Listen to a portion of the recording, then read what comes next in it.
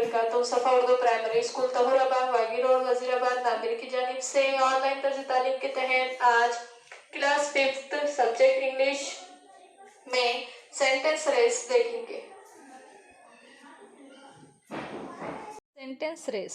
Sentence means जुमले, race means दौड़, जुमलों की दौड़। 3 race tracks are given below. Try to complete the set of sentences in each track within 1 minute. You have to use a new words in each sentence. The first one to complete a set correctly is the winner.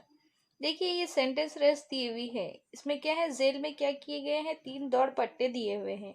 1 minute में हर पट्टे के जुमले मुकम्मिल करने की हमको क्या करना है, कोशिश करना है। हर जुमले में नया लफ्ज़ या अल्फाज इस्तेमाल कीजिए। बगैर गलती किए तमाम जुमले सबसे पहले मुकम्मिल करने वाली लड़की या लड़का फातेह करार पाएगा। तो देखिए अब पहली जो ट्रैक है उसमें क्या दिया हुआ है, आपको क्या करना है, जुमले मुकम्मिल करना है।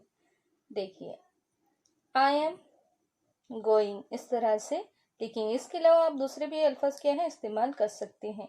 You are coming, we are playing, he is dancing, she is singing, it is walking, they are working.